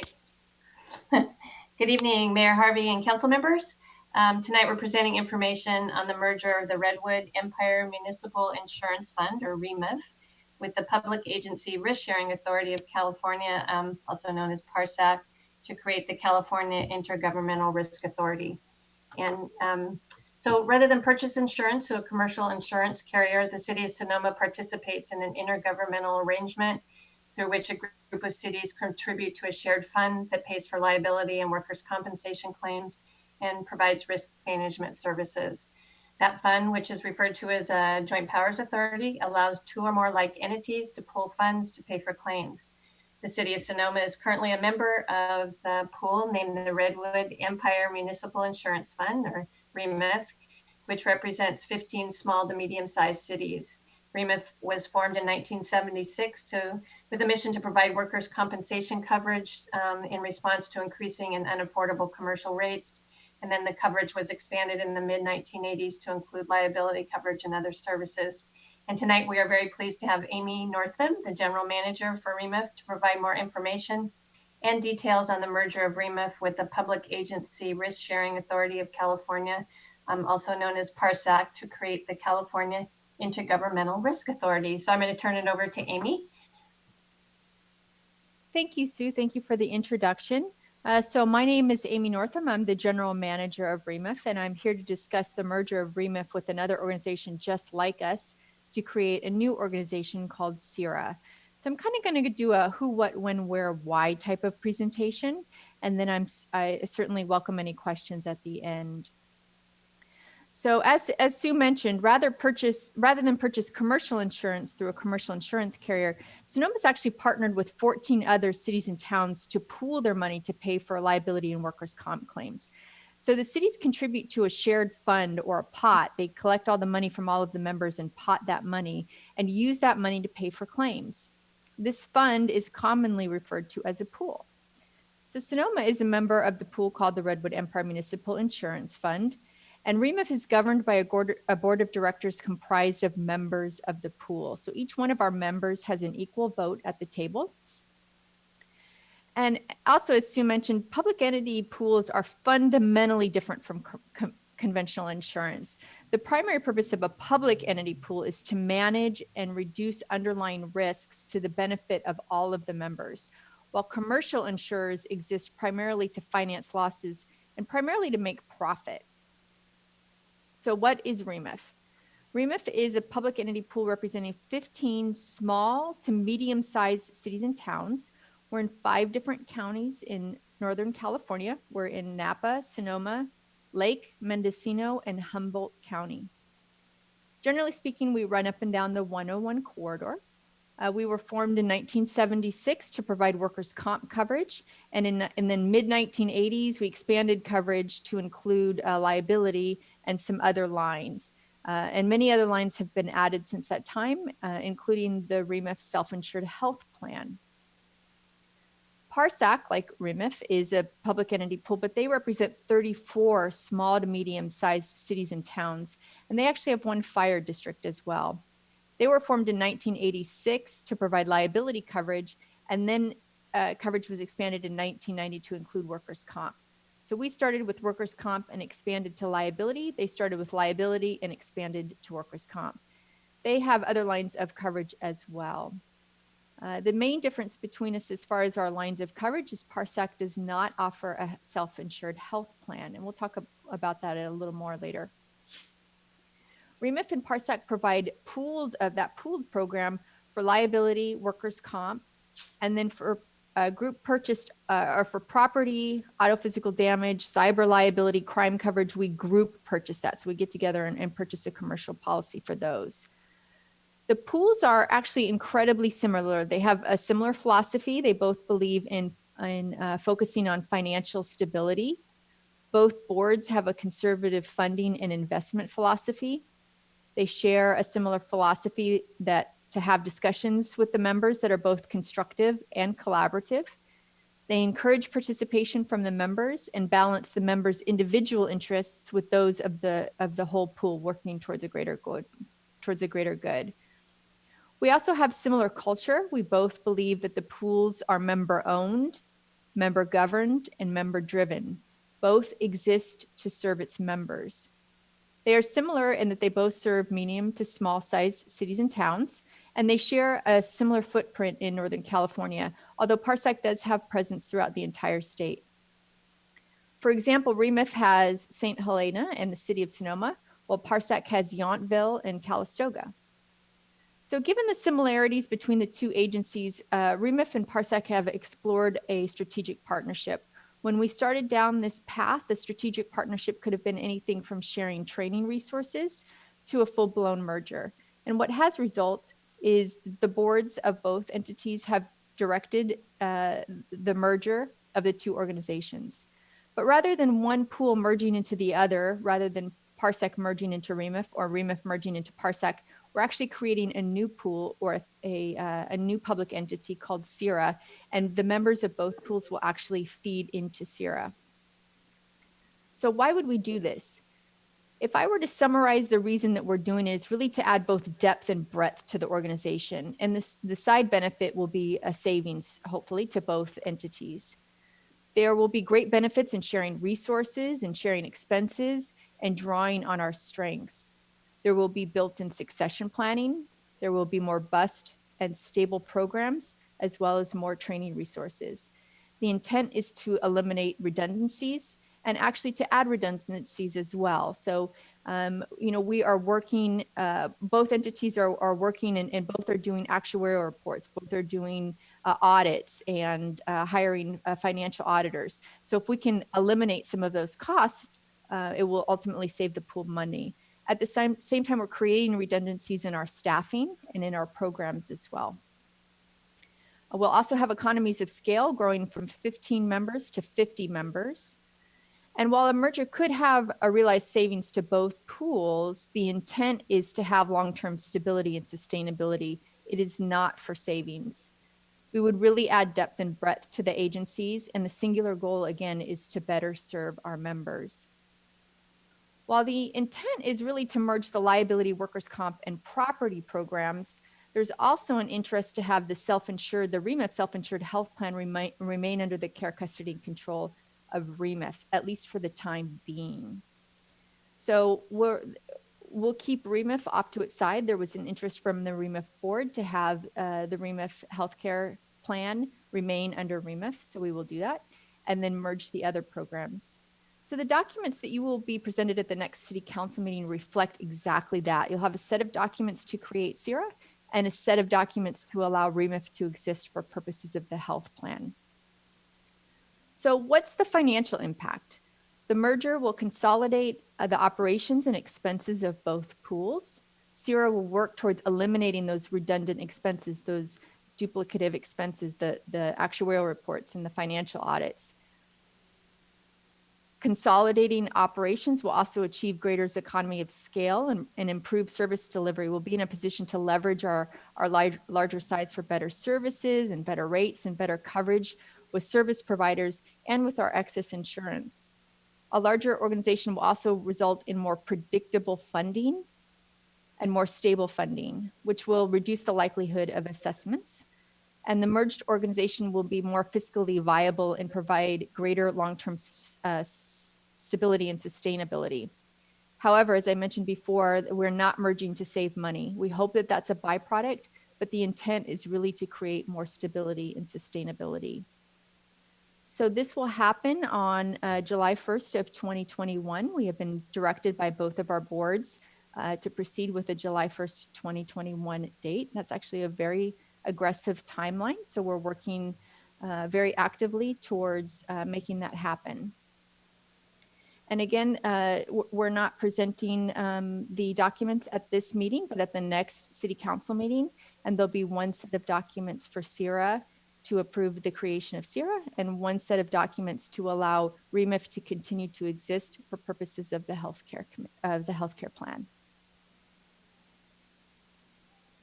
Does anybody have any questions? I guess so. What are we deciding on tonight? It sounds like we're kind of waiting until next meeting. We're just getting information tonight. Okay, great. Do we have questions from council?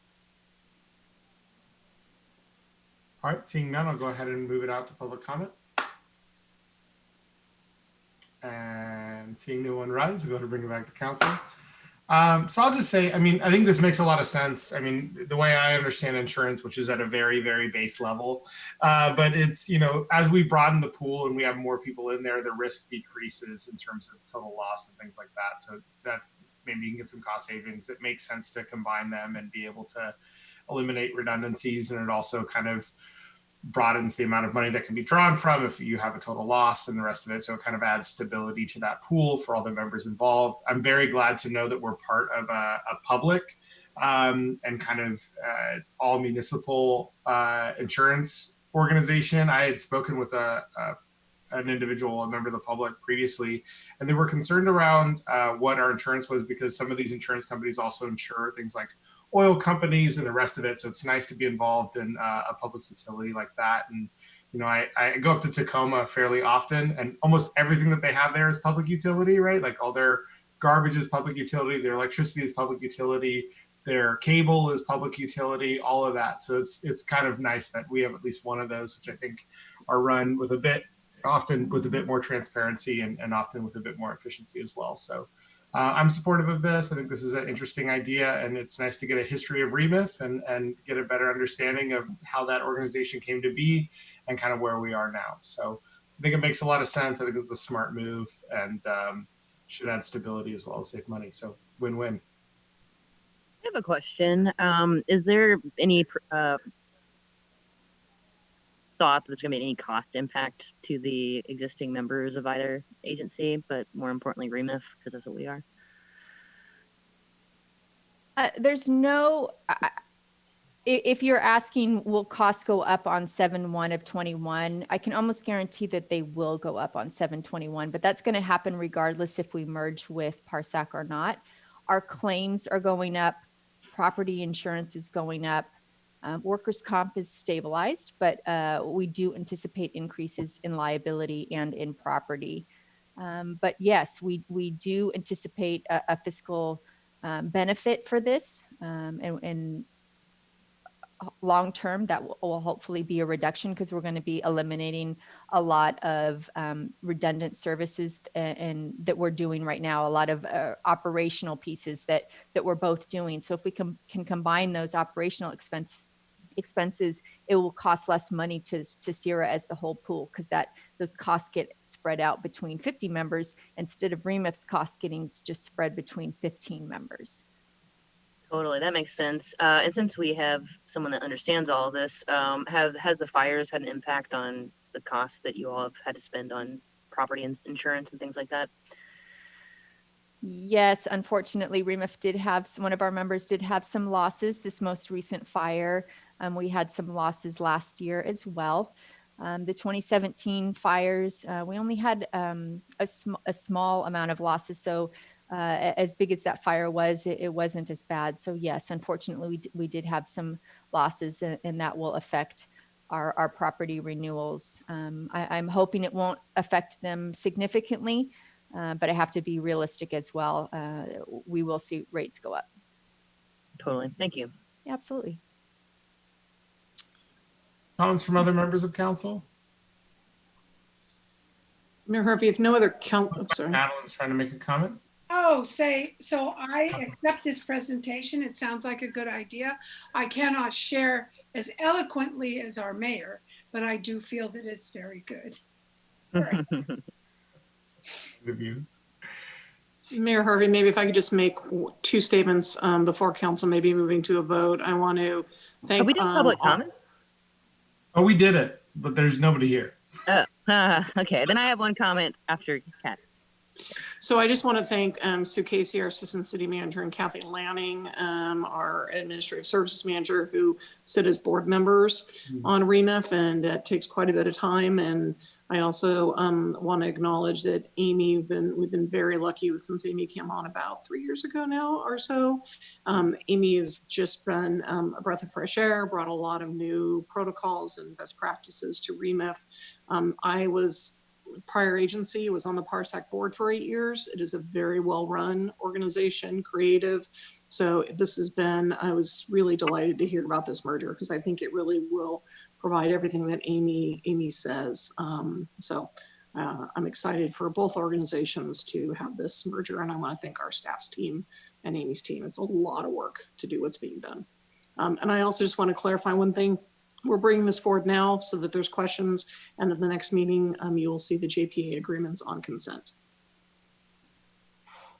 Cool. And I just wanted to add that I found this really helpful and informative, and our insurance is a little bit different from the private world, and it's nice to get when we have an opportunity to hear about what ours is like. So thank you, Amy. You're welcome. And I forgot to add a very important piece. REMIF is actually headquartered here in the city of Sonoma. So we're right on West Napa Street. And so if you see the 2-story building on the corner of West Napa and 4th Street, that's us. Well, you chose the best city. So that's absolutely. Well, thank you so much, Amy, and to Sue and our teams that have been working so hard on this. And I think this is a great idea. And if Kathy's comfortable and knows more about Parsec, then I'm even more comfortable about something that I already thought was a good idea. So thank you so much. I appreciate your time and educating all of us. And we'll see it on consent soon. Thank you, Amy. Thank you, Sue. Absolutely. Thank you, Sue. All right. And moving right along, item 6.6. See, with that 9 o'clock stop time, we would have been, we're fine tonight. Discussion, consideration, and possible action to approve a resolution and employment agreement adopting Dave Kiff as interim city manager effective January 1, 2021. Kathy. Great. Thank you, Mayor Harvey, members of council. So as you all are aware, I'm going to be retiring the end of December, and council has been looking for the last couple months and had a number of highly qualified candidates. After a review process has chosen to move forward with Dave Kiff. Give you a little background on Dave. He is a retired city manager. He currently is the interim city manager with the city of Healdsburg, where he actually grew up. He spent most of his career down in Southern California, 20 years with the city of Newport Beach and 9 years of that as city manager. He also worked in the county of Orange and the California state legislature. As I said, he grew up in Healdsburg, moved back here about a year ago to retire, and has not done that successfully so far. So he was the interim manager, city manager with Huntington Beach for, I don't know, 4 or 5 months, helped them out. Then came up here, was planning on retiring, COVID hit, and he wanted to help out his hometown. And so he helped city manager there on some special projects with COVID before the city manager there announced his resignation to take a position up in Tahoe. And so David's been serving, I think, since July as the interim city manager in Healdsburg. Just a few things for council. What is on your agenda tonight for you to take action on is a resolution, which has been taken from PERS, the California Public Employees Retirement System. It's a model that they recommend that we use. Again, Mr. Kiff, and I have a hard time calling that because I work with him regularly on city manager calls in the last 6 months, but he is a retiree, and so there are legal requirements in hiring a retiree. And there's also Government Code 54953, which the city attorney reminds me requires an oral report that the legislative body shall have. And so, Mayor Harvey, with your approval, I will give that oral report about the compensation parameters. So basically the agreement, the employment agreement from you goes from January 1 through December 31st. The way the PERS regulations work, you cannot extend this agreement. You can do it once and it can't be extended. So because of that, excuse me, and because of all the uncertainty with COVID, and it's just an uncertain time in hiring and employment times, we wanted to make sure, and Mr. Kiff was supportive, that if he needed to stay longer while the council did a recruitment, we should not take that long.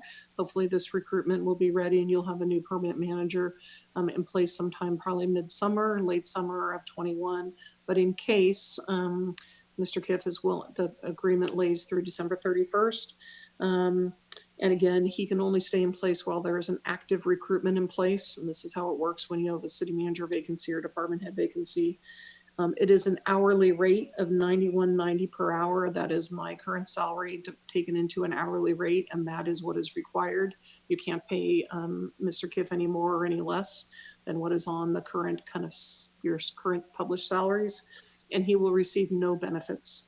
The council can reimburse for expenses that he might incur, but there's no benefits in this kind of a hiring of a PERS retiree.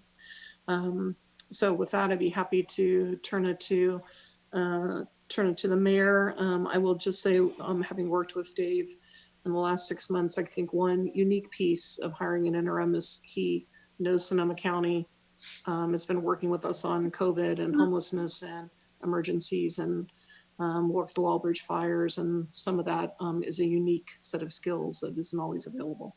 So with that, I'll turn it to the mayor and council. I'm happy to answer any questions. Great. Questions from council? None from me, Mr. Mayor.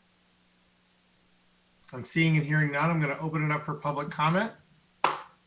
Seeing no one rise, go ahead and give it another second and close public comment. Comments from council? I have a comment.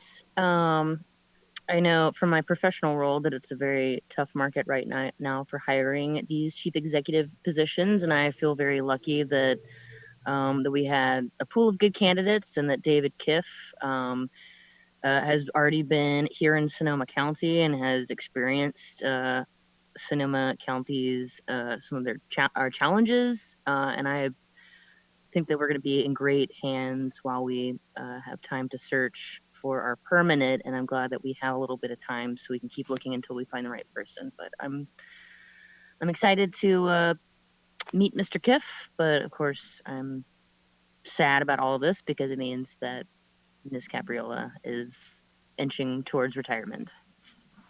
But I will be supporting this tonight. Great. Comments of other council members?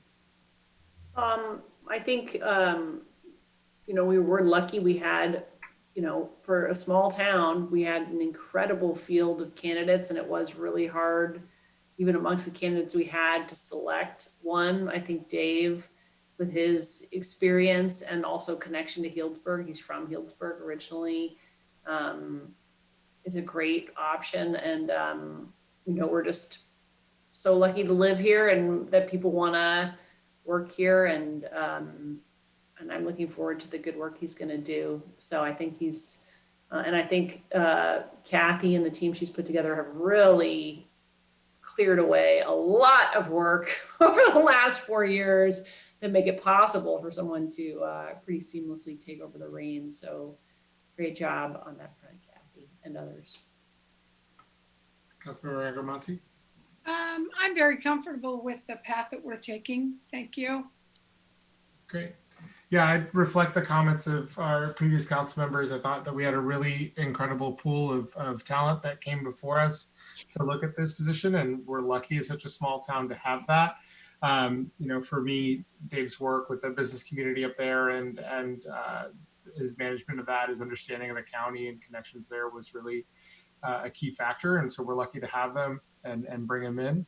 And I would also agree, this is, it's a bittersweet moment because we're getting a great person, but we're losing a fantastic city manager and a great representative. And so I've got more praises to sing for you, Kathy, but I'll reserve them for another later meeting. But I think it will be, it'll still be COVID, so it'll be rougher, it'll be some wins, but definitely smoother sailing, I think, now that a lot of the cobwebs have been cleared and a lot of great work has been done. So, and I think it's nice that we have this great runway with a good interim to really give the city the time it needs to really think about the next city manager, interview them well, and understand, who we're getting and who we're bringing into the city. So I think we're in a privileged position with that, for sure.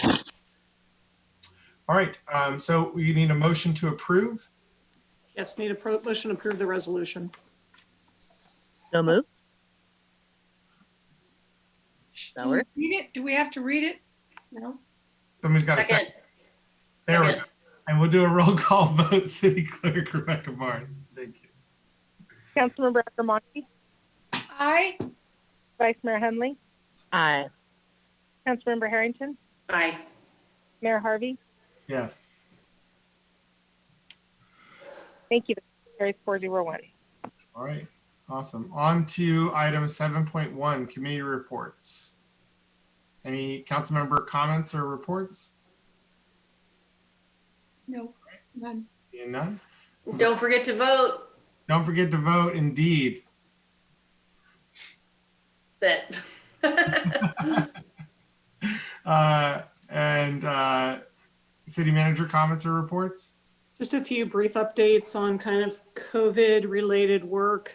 So the city convened about a month ago, Sonoma Valley Latinx COVID support task force made up of city, county, public health, business community, key nonprofits like LaLuz and Fish that have gotten some of the CARES Act funding and some of the new funding that the Board of Supervisors has put in to try to support the Latinx community, which is being kind of unduly hit by the pandemic in terms of cases, et cetera. So this group is meeting weekly. There's been Catalyst Fund is also represented. So there's a lot of good work that's happening here to really, how do we work together to make sure all the kind of holes and linkages are made so that we really are supporting the funding coming from the county and make sure it gets executed in the best way possible to support the Valley overall. Also, just want to tell the community, the county is also putting a generator in at the Vets Memorial Building. That should be done, a permanent generator in place by summer, hopefully of next year. That'll be great to not have to have a temporary generator out there with fire season. And we also have got a lot more testing that's come based on the county's efforts. So we have testing on Mondays, and I think we'll soon have testing on Wednesdays. So a lot more testing coming to the Valley. Business recovery, we continue to work with Mayor Harvey and Vice Mayor Hunley on our business expansion recovery. So parklets, pedestrian passageways. The team's also working to try to get greater clarification on canopies and heaters, because we really need some of that assistance. And so I want to thank Wayne Wyrick and Fire Marshal working closely on that. And then we're just remind folks, even though it's continue to be careful, it still is fire season, and we need to get a good rain before we're out of that. There's also some good holiday activities, not events coming. And so we'll have more to share on that here soon. So that's it. Thank you, Mayor Harvey. The only thing I'd say is, Kathy, it may be a good idea to just kind of bring some of that COVID-19 response stuff to council in kind of a presentation form. I don't know if you think it would be worthwhile, but that may be something that would be interesting. Yeah, we're actually working on kind of, are you talking about the Latinx piece or some of the? Like the Cura program and then the testing and that. Yeah, so we can look at doing that maybe. Yes, let me figure out when we could do a little bit of an update, but there's a broader kind of public outreach and update of some of that's in process. Great, awesome. Thank you so much for all the work you're doing and all the work you're doing, especially, the amount of work that Wayne did to put together some of those restrictions or the guidelines that both Vice Mayor Hunley and I saw. It's incredible. Truly amazing work. Well done. We're leading the county in multiple ways here. We really are. Go ahead, City Attorney Jeff Walter. I have no comments tonight. That's pretty huge. All right, wonderful. We'll go ahead and we're all set. So we'll go ahead and adjourn this meeting of the Sonoma City Council. Thank you, everyone, for joining us and for your time and dedication to the city. Great meeting. Yeah. Thank you. Bye, everybody. Bye-bye.